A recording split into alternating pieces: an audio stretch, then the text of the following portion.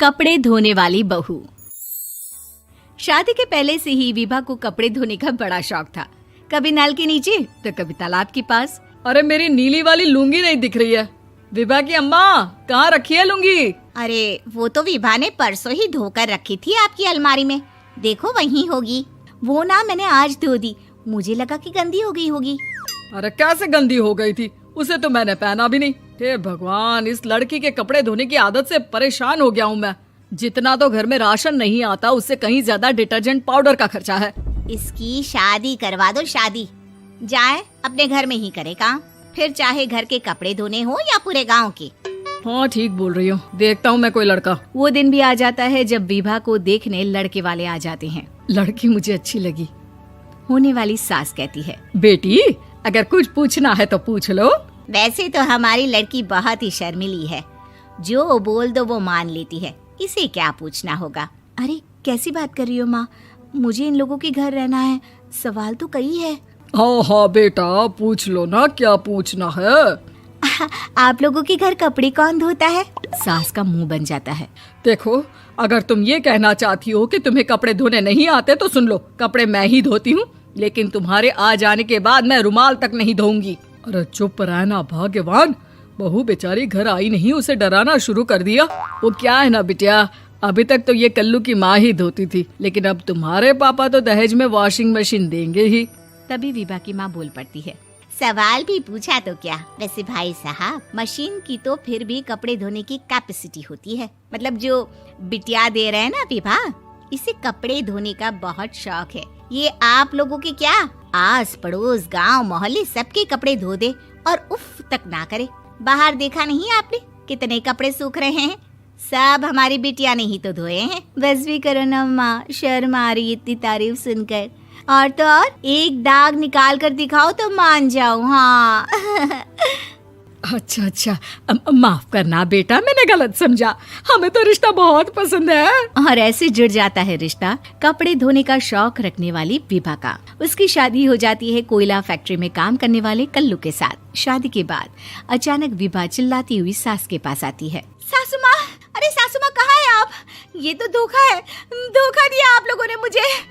इसे ससुर के चक्कर के बारे में पता चल गया। अरे तो उसमें तुझे क्यों धोखा मिला है? अरे नल में पानी नहीं आता, कपड़े कैसे कब धुलेंगे?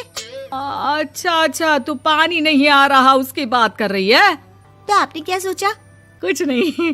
अच्छा, तेरी माँ ने कहा था कि कपड़े धोने का शौक है तुझे, याद आया मुझे। शौक बोलकर कपड़े धोने वाले मेरे जुनून को कम ना आके सासू माँ, कपड़ा धोना मेरा गुरूर है। तभी पति भी वहाँ आ जाता है। अभी मैंने इसे सनी देओल की फिल्म दिखाई है, उसी के डायलॉग मार रही है माँ। अच्छा सुन, साफ साफ बता रही हूँ, पानी सुबह 4 से 6 और शाम को 10 से 12 आता है, समझी? विभा टाइमिंग सुनकर हैरान हो जाती है। ये क्या भूतों का मोहल्ला है? सुबह 4 बजे उठकर कौन कपड़े धोता है? 4 बजे टंकी में पानी जाता है, फिर सारा दिन धोना ना, किसने मना किया?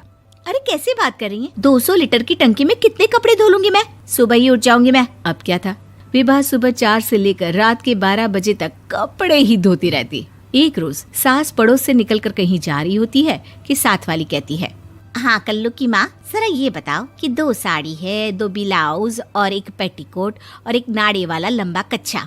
हाँ तो? अरे तो क्या, कितना लोगी धुलाई ये बताओ। धोबन दिख रहे हैं हम क्या? हमारे पति सरकारी नौकरी से अभी रिटायर हुए हैं और बेटा सुपरवाइजर है कोयला फैक्ट्री में। धोबन समझ रखा है हमें? हाय रे कल्लू की अम्मा, माफ कर दो, वो तो मोहल्ले में यही सब बता रहे थे कि तुमने बहू को कपड़ा धुलवाने के काम में लगा दिया है। सास को पड़ोसन की बात सुनकर गुस्सा आ जाता है। वो घर पहुंचती है जहां घर के बाहर ही इतने सारे कपड़े सूख रहे होते हैं जितने कि किसी धोबन के घर पर। अरे ओ कल्लू की दुल्हन, बाहर निकल।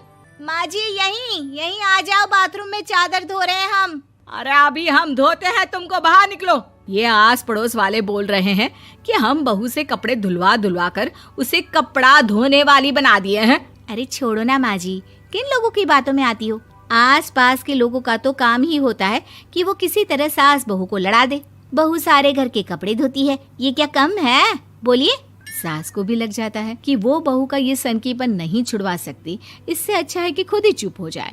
एक रोज सास और बहू मंदिर जाते हैं, जहाँ सास की साड़ी वहाँ खड़ी भीख मांगने वाली से मिलती है। माँ जी क्या बात है, आपकी साड़ी उस भिखारन से कितनी मिल रही है ना? हाँ हाँ देखो तो, दोनों की साड़ी मिल रही है। क्या बात है कल्लू की अम्मा, तुम खुद को तो अफसर की बीवी बताती हो और ऐसी सिंपल सी प्लेन साड़ी पहनकर घूमती हो। सिंपल और प्लेन नहीं है ये साड़ी। तो क्या सोने के धागे से फूल बने हैं? कुछ भी सासू माँ, कुछ भी। हाँ बने थे इस साड़ी में सोने के धागे से फूल।